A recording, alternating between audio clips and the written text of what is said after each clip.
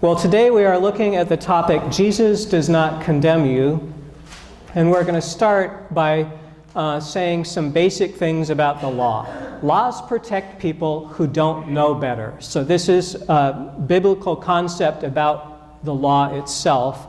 The law itself is for people who don't know better. There are some people who are wired to know they should not kill people.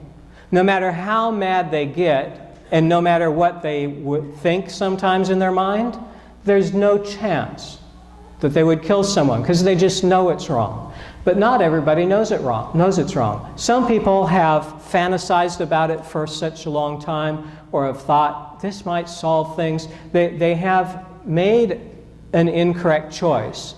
And some people don't know that you shouldn't kill people. So the law exists for their sake. The law exists to help them know you should not do that. I'm going to use an analogy that is so old school and it doesn't really work that well, but I'm going to use it anyway. If you've played a lot of pinball, which is very difficult these days, there were some pinball machines where there were two tracks.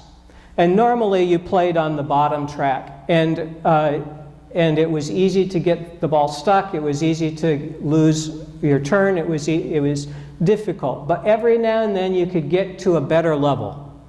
And at the better level, you'd score many more points. There were far more opportunities. It's far better. So the concept I want you to have is the concept of life being lived on two levels. And for most people, they're on the top level. They're at the level where there's tremendous opportunity. Things are much easier. But it is possible to slip down to the bottom level. It is possible, if you decide to violate the law, to go from the freedom that you currently have into the freedom that exists in a jail cell. There still is freedom in a jail cell, but it's not like the freedom that you have. There still is opportunity in a jail cell, but it's not like the opportunity that you have. So there are some people who don't recognize how much they'll lose unless they're told, you cannot do this, and if you do, here's the consequences. So the law is for people who don't know better. God set out a lot of law in the Old and the New Testament, but one of the main ones that we know as a culture, even people who don't know the Bible, many of them have heard of the Ten Commandments. And the Ten Commandments are not numbered in the Bible. So we know there's 10 of them, we just don't know which of them are the 10. So I'm going to present them without numbers, partly because our Sunday school learned the Presbyterian way of counting, and God bless them. So I've just stripped these of numbers. It doesn't really matter which way you number them as long as you know the concepts. First commandment. God says, you shall have no other gods before me. There's plenty of other things that are worthy of your affection, that are worthy of your honor and praise, that are glorious, but none of them compare to God who loves you, who designed you, who created you, who has your best interests at heart, and who happens to be invisible. So sometimes people, not knowing where God is exactly because they can't see God, not knowing how to connect because God is invisible to their eyes, they turn to other things. And God says, that's the worst thing you could do. So the first commandment for people who don't know better is to don't put anything before God. You can have affection for your spouse, but not more than for God who gave you your spouse. You can have affection for the great land that you live in, but not more than God who created it. More than your affection for God who created the land. So don't have any other gods before me, whether they're things like money or people or concepts, ideas, or other gods. You shall not make for yourself an idol. God is spirit. So there's no way that you can create a representation of God.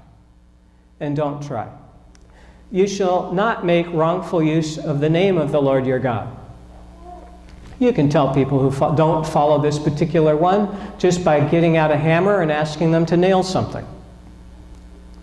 And when they hit their thumb, what do they say? And you will find that some people say things that are shocking. They say things like, ow, when you're expecting something else. Some people don't know when you're hurt that you really shouldn't slander the name of the one being who most has compassion for you in that moment. In that moment when you are most hurting, God who loves you is also hurting for you, desires you to be healed, has set up your body so that it will heal itself under most circumstances, made it an amazing invention, and has done for you things that no one else can. Don't make wrongful use of the name of the Lord your God. So this law is for people who don't know it. If you're wired so that the only way that you're going to use God's name is for praise, then you don't need this law. But if you don't know it internally, if you don't follow it internally, this law is for you. Here's one that's for almost everybody in America today. Remember the Sabbath day and keep it holy. Holy means separate. We've come a long way, baby. 100 years ago, nobody needed this because everybody followed it. But today, it's not the case so much. And I'll just tell you my story on this one. I have fought against this, isn't the right word, but I've behaved like a 5-year-old on this for God much of my adult life. Are you sure? Well, what about this? No. What about this? No. Well, surely this? No. For like decades. In seminary, I didn't know how I would finish all my coursework, stuff I was doing for God, without working on Sunday on it. Surely, no. I mean, over and over and over, I am convinced, at least for me, but I'm really convinced for you too, that this is something that is so good for us that God is kind of unrelenting about this one. This is a commandment that's designed for us.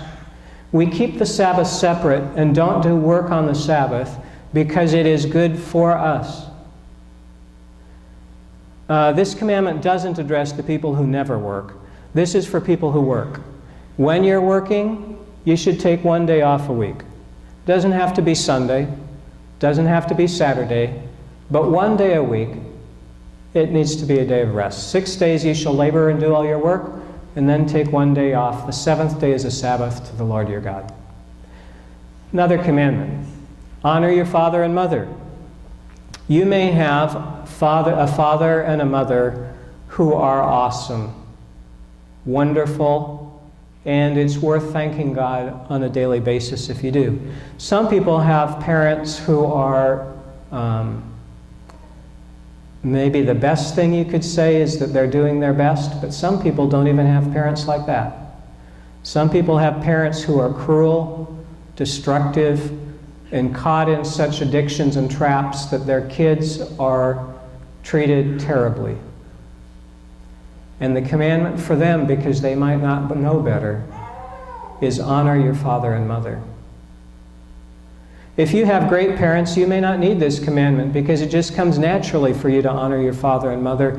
But this commandment is for people who don't know better, that they have parents who are not deserving, and they have parents that they need to have boundaries against. You cannot come close. Some parents need a restraining order because they're just that kind of person. But even for those kinds of parents, you need to honor them. That doesn't mean you have to hang out with them. It doesn't mean you take abuse from them. It doesn't mean you have your life destroyed by them, but you honor them in spite of their actions. Honor your father and mother, and that comes with a promise. It's so that you will live long in the land that the Lord is giving you. And then one that we talked about earlier, you shall not murder. Don't kill people. Don't commit adultery. You really are designed to have one person for your spouse, and for that to be a lifelong relationship. Because if you put all your eggs in one basket with one person, then when temptation comes, you realize, I'm not giving in, because this is my one basket and I'm guarding it carefully. Don't commit adultery. Don't steal.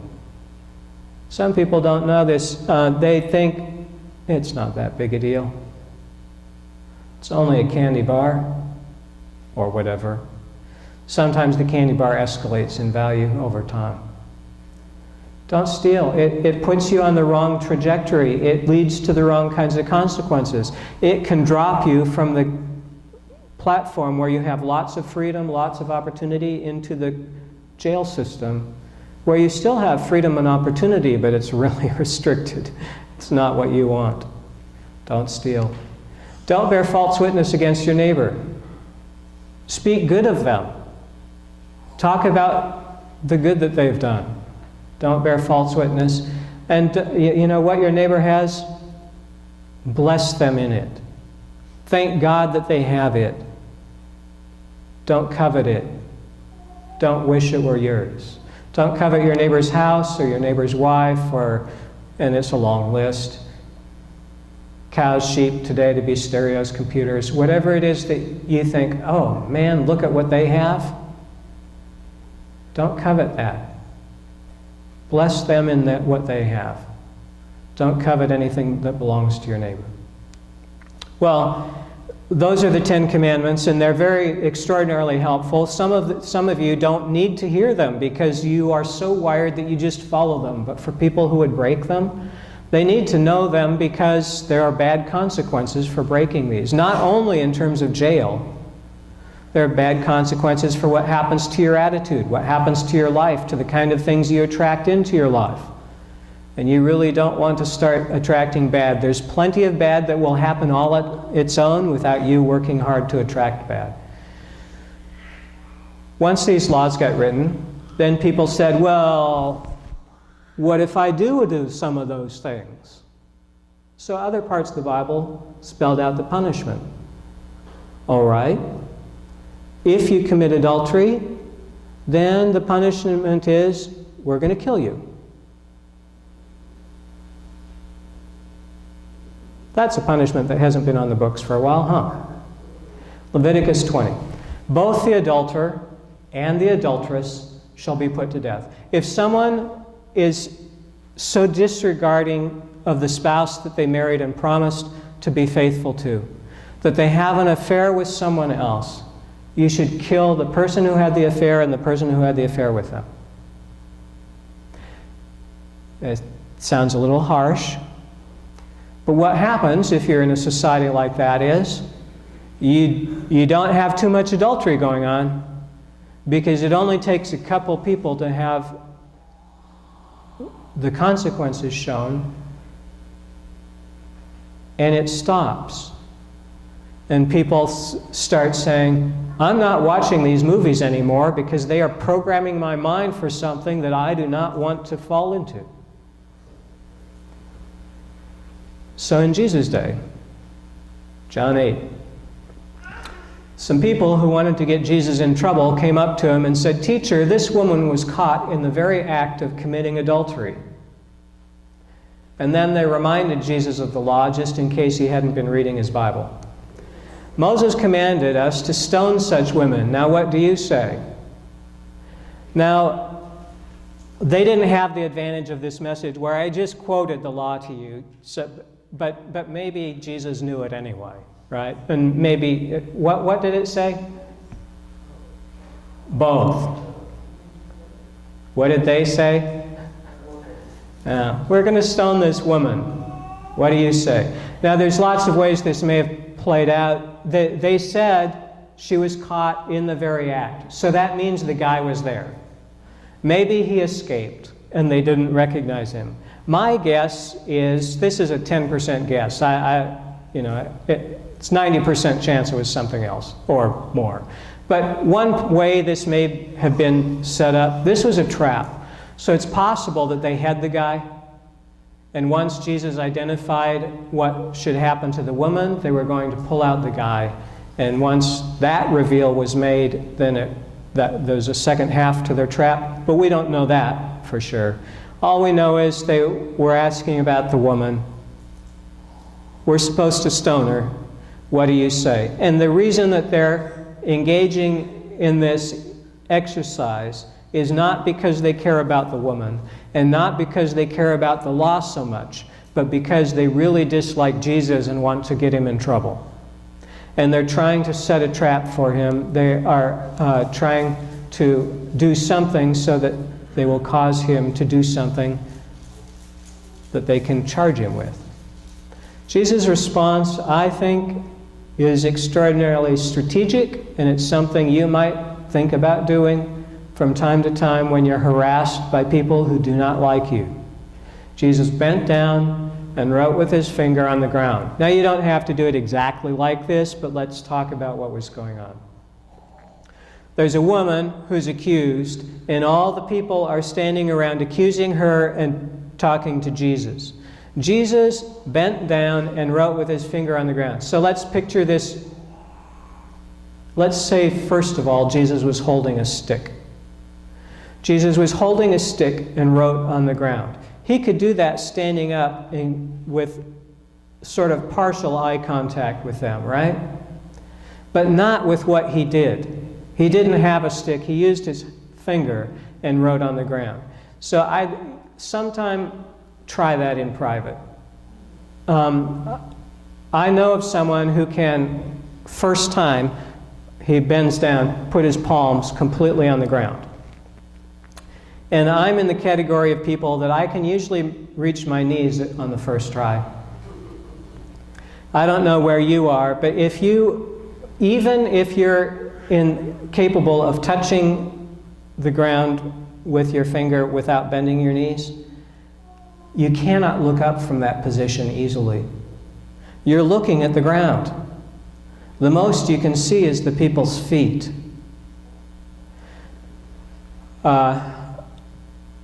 I'm not accusing Jesus of being as out of flexibility as I am, so I don't know where he was. But let's imagine that he actually didn't just bend over, but got crouched down so that he could touch the ground and write.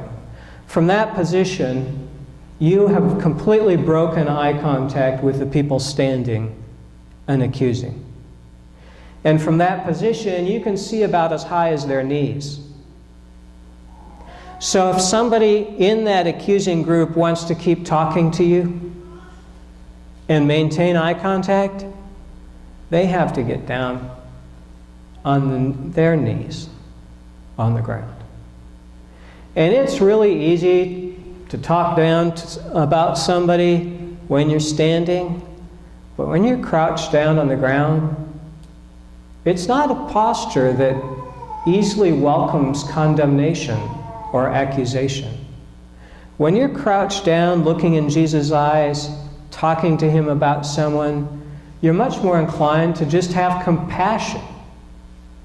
It's hard to be condemning from that posture. But as far as we know, none of the accusers wanted to get into that posture. But they did keep after him. They kept trying to talk to him. They kept engaging him. They kept on questioning him. So Jesus is bending down, and one of the writing on the ground, one of the reasons that I encourage you to think about this as a response when you're under attack by people who do not like you and do not have your best interests at heart, it'd be easy to blurt out something that helped them. But you do not have to respond to people.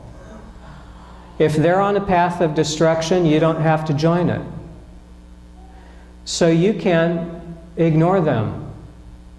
Work on something else. Think about something else. Take a time out. Write on the ground. Play tic-tac-toe. Do whatever you want. You don't have to engage with them.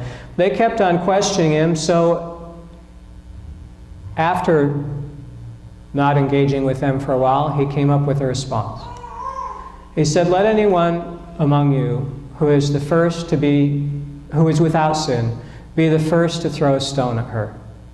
In those days, they killed people by everybody threw a rock. And eventually the person was knocked unconscious. Their internal wounds were so damaged that they died. But nobody could say, oh, I killed her. It was the communal event of all of these rocks hitting her, so they were all blameless when they threw the stones.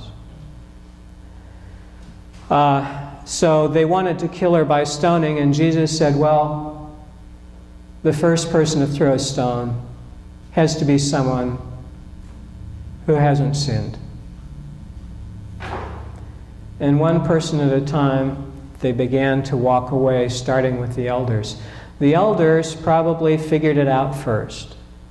Not just that they had done so many sins, that they couldn't throw the stone, but that Jesus had answered their trap. That God has had compassion on each of us. And each of us should have compassion on others that God is also having compassion on. God is having compassion on us, and we should have compassion on other people that God is having compassion on. And one by one, from the eldest first, they caught some kind of vision of this and wandered away. Jesus was left alone with the woman standing before him. If you have done something wrong, this is the best place to be alone with Jesus and nobody else, just having a conversation about what happened. Jesus was left alone with the woman standing before him, and Jesus said, woman, where are they? Has no one condemned you? And she said, no one, sir. Jesus responded to her with two things, and it's important for us to hear both of them, so I'm going to separate them out, even though they're in two quick sentences. The first thing that we need to hear is Jesus says, I don't condemn you either.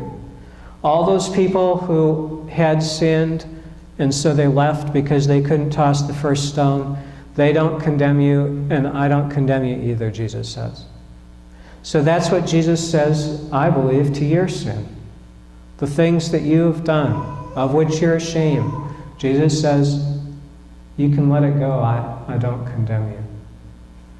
And the second thing that we need to hear that Jesus says to her, and I believe to us, go your way, and from now on, do not sin again. It's possible to go your way and do your best, and actually you're going to sin. And then go see Jesus, who will say, I don't condemn you. Go your way and don't sin again. And keep coming back to Jesus anytime you need forgiveness. Because Jesus does not condemn you. Your spouse might. Your family might. Your great-grandparents might. Your whole family. So if you're in a culture, a clan or tribe, they might. Your whole nation might.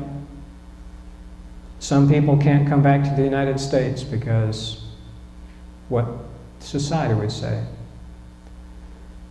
But that's not Jesus' response. Jesus says, I don't condemn you, but don't sin again. Romans 5 says, God proves his love for us in this, that while we were still sinners, Christ died for us. Jesus, after telling this woman, I forgive you, eventually went to the cross so that he could pay the price for her sin, and yours, and mine, for all our sins. And since Christ died for us, why should we expect that he has anything other than love for us? Much more surely then, now that we have been justified by his blood, will we be saved through him from the wrath of God. So that having proved his love for us, we should count on him to continue to rescue us. For if while we were still sinners, we were reconciled to God through the death of God's Son, then how much more surely, having been reconciled, will we be saved by his life? You don't have to be afraid of God, or of Jesus, or of the Holy Spirit, for that matter. God, who did not withhold his own Son, will he not with him also give us everything else? If God gave us Jesus, who died for us, there's no reason to think of God as stingy in terms of you and what you need for forgiveness or anything else. Who will bring any charge against God's elect, Paul writes? It's God who justifies, so who's to condemn? Jesus Christ intercedes for us. The Bible says that after Jesus died for us, he went to be with God, to talk to God about what's going on for us. And that's what's happening today. Jesus is talking to God about the things you've done and are about to do, and the two are plotting to bring you blessing and joy. Nothing will be able to separate us from the love of God, Paul writes. We're going to take a moment for prayer.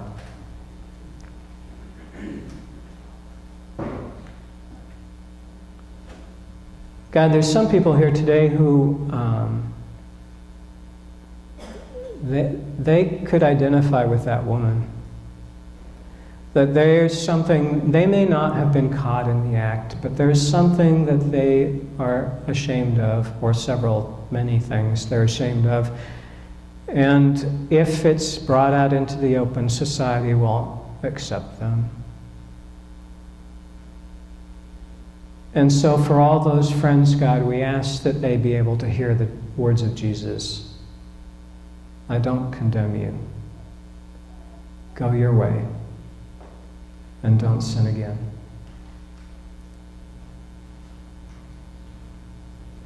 And for the times when we're not playing that part, Jesus, we ask that you help us to be like you.